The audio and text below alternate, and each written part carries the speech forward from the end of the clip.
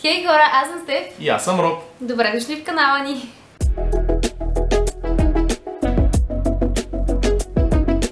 Това видео ще бъде част от серия, която започнахме вече в миналото видео, за което минало видео, между другото, много ви благодарим за всичките харесвания, за всичките нови абонати. Добре дошли на вас.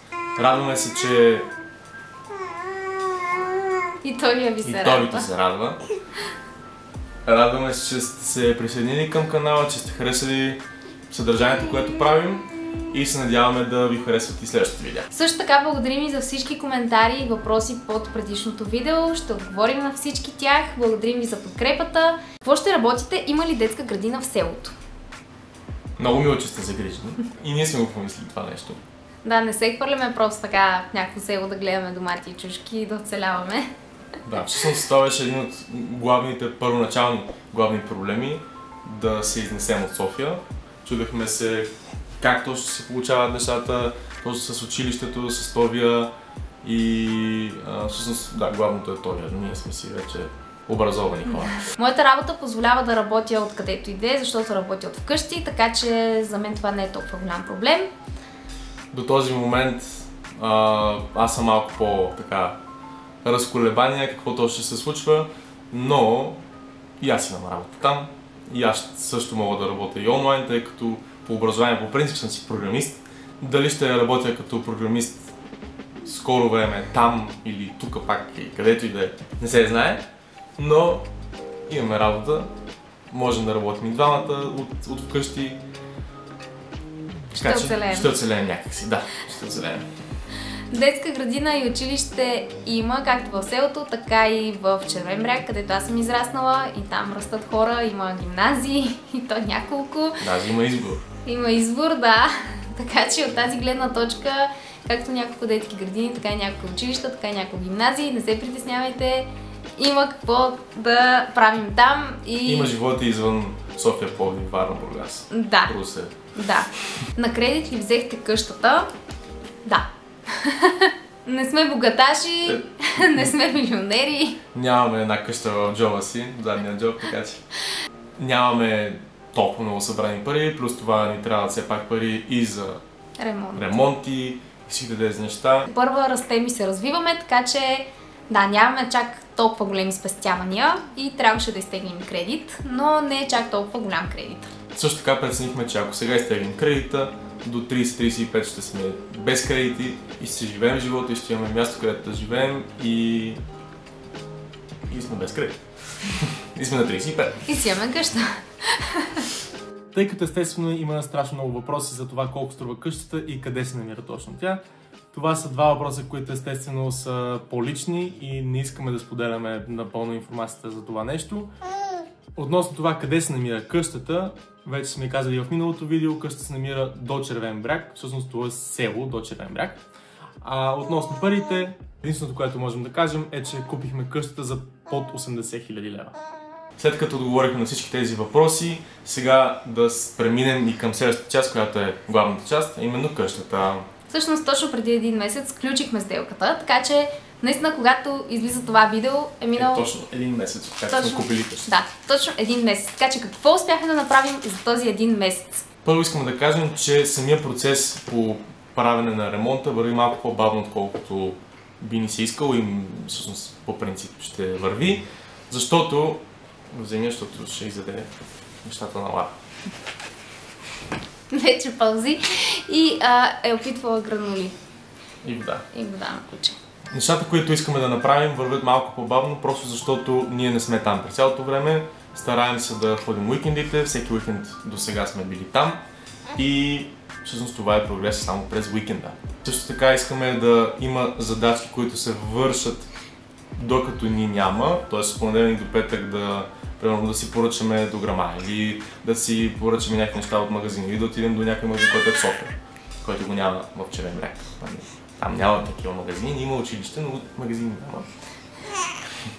Строителни всъщност има два склада, така че и това го има, но не е точно така, както Трябва да е. Ние пътуваме там само уикендите, през останалото време, ако нещо поръчаме или нещо движим тук от София, моите родители изключително много ни помагат от тази гледна точка, защото те са там на място. Първото нещо, което направихме и беше много интересно, е да видим какво аджеба има на този покрив. Защото миналите собственици ни казаха, то ние май даже не сме си качвали нагоре и нямаме представа какво има. Май е претърсван покрива, не тече, доколкото мога да кажа и така нататък, доста общо. Може да живееш там. И затова първото нещо, което решихме да направим, е точно да се качим на покрива. Виж гредите как са ти много по-равни и как ти лягат хубаво тук дюшемето, където е сложено. Да. Това може да си наредиш спокойно дюшеме отгоре. Също така, в нашия случай беше това едно от основните неща, които трябваше да направим, защото искаме да направим стълбище за втория етаж.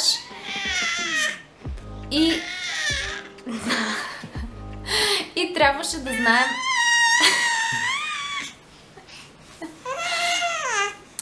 Томи! Няма при мен тук. Дали го е много. И трябваше да знаем какво се случва отгоре, дали е плоча, дали е гредоред, дали и къде можем да направим място за това стълбище, така че трябваше да се качим горе.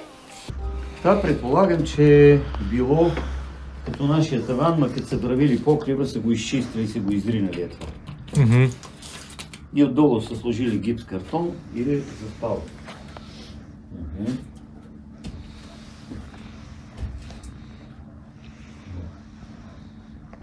Сега се качваме на гаража. Отгоре има малко покривче. Сега ще го видим какво е там. Ето ти го прозориш тук към баница. Да. Сега. Ето. Добре. Тук имам сразни железа. Тенджера. Така, имаш 3 дамаджанки, една Екстра. тубичка, 2 капака. Имаш 3 такива дамаджанки. Добре. Шейна, да. Чисто, много шейнички. Шейна абсолютно в пакета. Да. Какво е? Това са бури. Другото важно нещо, което направихме, е да изхвърлим всички ненужни мебели, а те бяха повечето от тях. И ще трябва да е разчистено от гледна точка на това да се работи върху пода. Така че да, това също беше важно да се направи.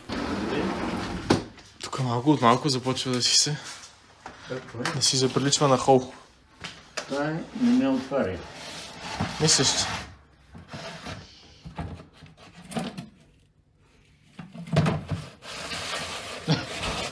Вижте, да. Не ме отваря.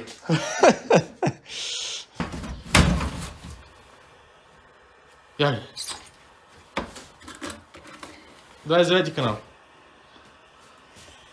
Преди 50 години е гледано на 29 канал. Съмняваме, че ще има батерии.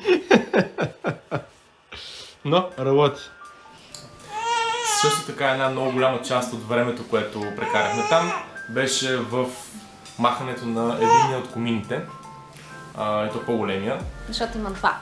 Затова много благодарим на моя баща, който всъщност беше главният майстор там, или по-точно разрушач.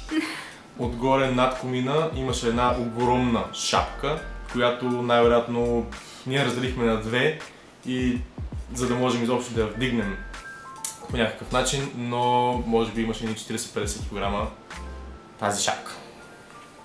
Да, като цяло доста от нещата, които искахме да махнем, бяха много стабилни и много трудни за махане. Точно така. Сега се качваме горе и ще махаме не този, а един друг комин. Чистене е това. За чистене? Да. Добре, бе. Нищо. Та ще махаме другия комин и аз сега влизам отвътре. И всъщност той ще ми дава тухли, които ще взима от самия комин, и аз ще ги взимам от тавана. Голяма бетонна шапка. Това трябва да махнем сега. Малко по малко и додолу.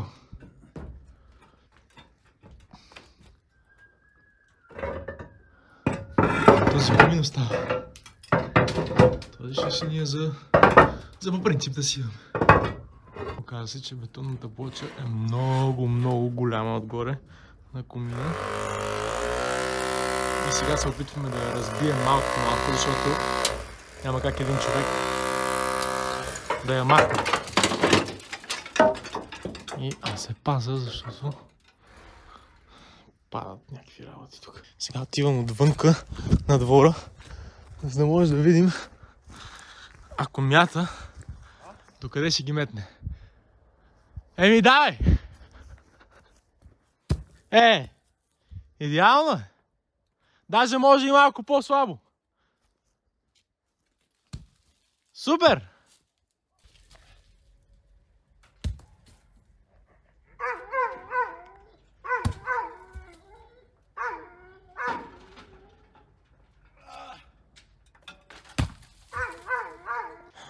Взимаме голямата машина, защото с малката няма как да стане.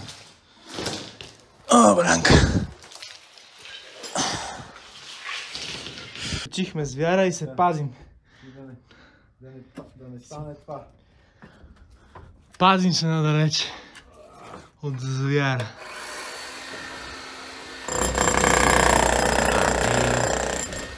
Браво!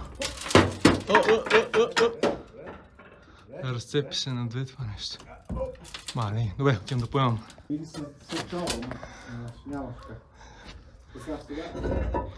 Един пръст желязо. За днеска това е прогреса.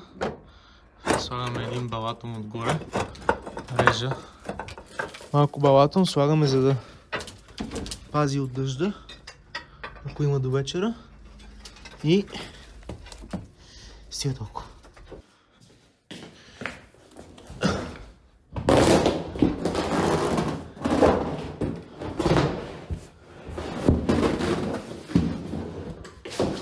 Мисля, че това ще свърши работа. И сега ще стане мрачно. Това е положението.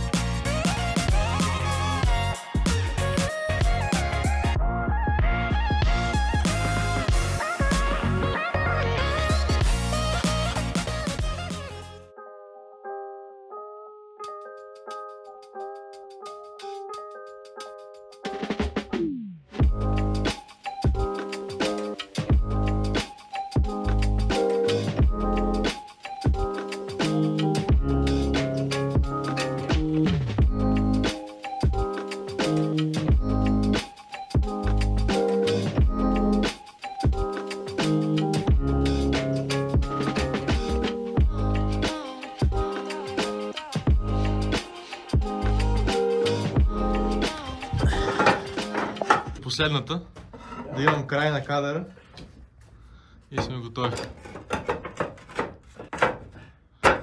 Край. Друго нещо, което махнахме, което беше изключително твърде стабилно направено, беше една мивка. Която беше вековна мивка.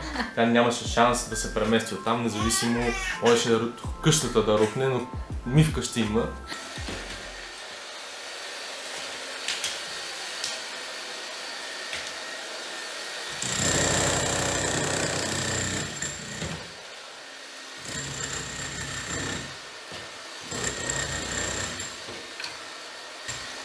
Това е днешната задача.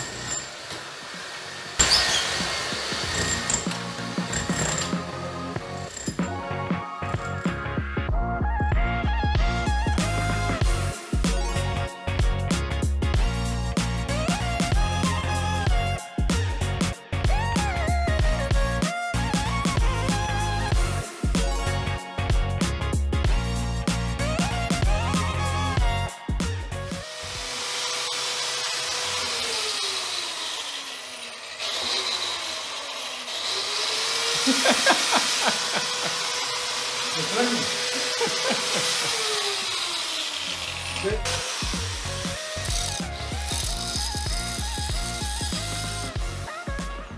на краката да не попадне само.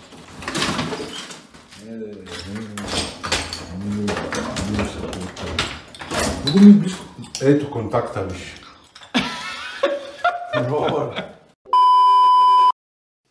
Значи работа без храна. Ама как да се случат нещата? Ти му седнеш и на пейката. Мога да седна и на пейката даже. И да си похапваме кебапчета. Вилката иска да кажа. И друго нещо, което разбихме през този месец, бяха едни стълби, които бяха така леко завити и искахме да ги изправим. Да, тъй като ние ще го използваме доста по-често, отколкото най-вероятно другите минали собственици са го ползвали. И искахме да са удобни стълби. Искахме да бъдат стабилни и удобни стълби.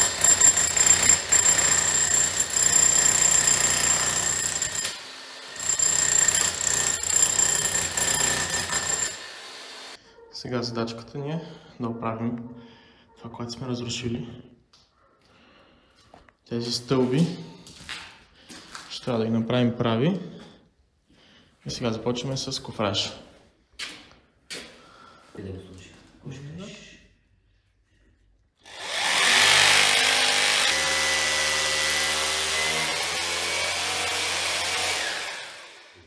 Там. Тук. Добре. Къде? Тук? Да, идеално. Добре. Къща си е твоя, затова питам. Хубава работа се. Точно за тук беше тази тел. Тя си е измислена, ама просто не е стигнало времето да се направи. Гледам, от асмалъка го свалихме, май. А не, това е от гаражчето там. Да, ама оттам е свалено. А, оттам, гледам, да. има ластарчето от лозичката. Има, да. Това ни беше. Това ни е импровизираната арматура Точно така. за тънката част тук на стъпалата. Защото има възможност, когато е толкова малко, да се отцепи. Да. Тук няма толкова голям проблем.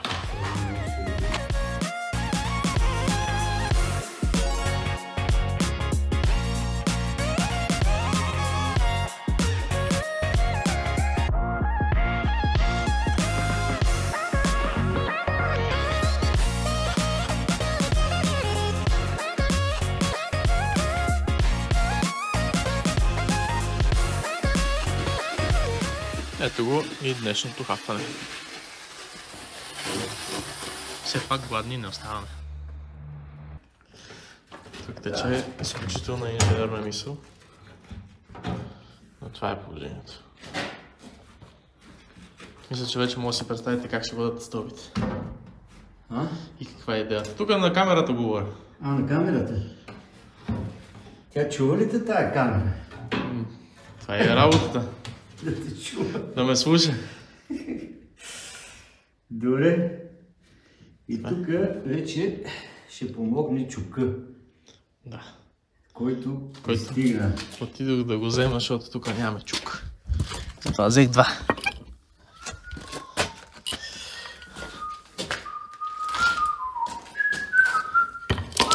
Ето ти малкият чук.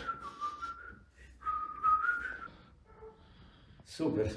Ето го. Това е крайното произведение на изкуството. За този следобед. Отиваме, ще разберем инструментите. Всичко е предвидено. Тук това ни е истинската китайска стена. И кострин даже има, да не вземе да изтече. Така че аз мисля, че стълбите са готови. Само трябва да се сипе цимента. Инструмента първо. И първо да си приберем инструментите. Да. Не говорите ли да го кажем, защото не почнем. Да. Спирам инструмента. Вече си имаме и първите гости. И тя дава идеи. Значи, щом сме готови вече за гости, напреднали сме. Да, тук имате дупчета, който да. Тук ни е дупчетата към това, да. А, ние не сме затворили. Тук ще викат, мамо, тате, елате! Други неща, които сме направили, са свързани с поръчки на неща, а именно поръчахме си дограма. която все още се прави най-вероятно, нямам представа, но вече са минали тези дни, които трябваше да бъде готова. Друго нещо, което направихме е да обиколим повечето големи строителни магазини тук в София и да си харесаме паркет, лайсни отстрани, неща, които бихме могли да се възползваме, да речем, от черен петък да ги купим и то точно така стана с част от тях. За съжаление паркета някакси не го намалиха, само него. Но няма значение, възползвахме се от другите намаления, взехме си боя също така. И то на много голяма промоция. И както ви казах в предишното видео, успяхме и уредите да си харесаме за кухнята, които също взехме на голямо намаление. Да. Общо взето всичките големи уреди, които са тип печка, котлони, абсорбатор и каквото там друго се сещате, взехме за под 5000 лева. Друго важно нещо, което свършихме този месец е да решим на какво ще се отопляваме. Това беше много важно решение, тъй като беше свързано с самото слагане на ламината и с много други неща. И в крайна сметка важно е на какво ще се отопляваш, защото имаше много фактори, които трябваше да помислим. Много неща. От гледна точка на това, че и в селото ни казаха, че спира често тока, често водата. И да, просто имаше много неща, които да проучим и да преценим. Също така проучихме нещата и кой ще ни прави инсталацията, кой ще ни прави кухнята и всякакви такива по-големи неща. Ами мисля, че е време вече да приключим за този месец, да ви покажа какво сме направили. В общи линии, това, което тук направихме, ето тази дъска, която беше много разбита и пропукана, я сменихме и сме махнали всички мебели. Тук сме преместили всички мебели, които ще оставим за сега. Ето това шкафче. Един много хубав гардероб, който е дървен. И подматрасната рамка на леглото. А това нещо ще го реновираме, защото много ни харесва този диван. Много приятно изглежда. Така че той ще бъде реновиран. И това тук за сега са ни част от новите мебели, които ще си има да си почакат тук. В хола, в общи линии, същата работа. Махнали сме всички ненужни неща. Ето това нещо също беше огромна дупка. И я оправихме. За жалост няма милиони. Но какво да се прави? Това и това за сега остават. Тук си държим в общи линии, ако има някакви сладки неща, вода и такива работи. Тук махнахме печката и предстои това да бъде махнато до край, защото горе, всъщност вие вече видяхте кадрите или ще ги видите, но горе вече комин няма. Колкото до кухнята, мисля, че е ясно. Тази вековна мивка вече я няма с арматура, където беше направена. Е такива железа. Тук също е изчистено. Този хладилник с пералнята за сега ги запазваме. Този хладилник някъде ще отиде някъде другаде. И колкото до стълбите, това е най-лесната част, понеже с едно щракване на пръсти вече са готови. Това беше всичко от нас за това видео. Благодарим ви за това, че останахте до края. Ще се радваме да отговаряме на още въпроси, ако имате такива. Ще се видим в следващия път.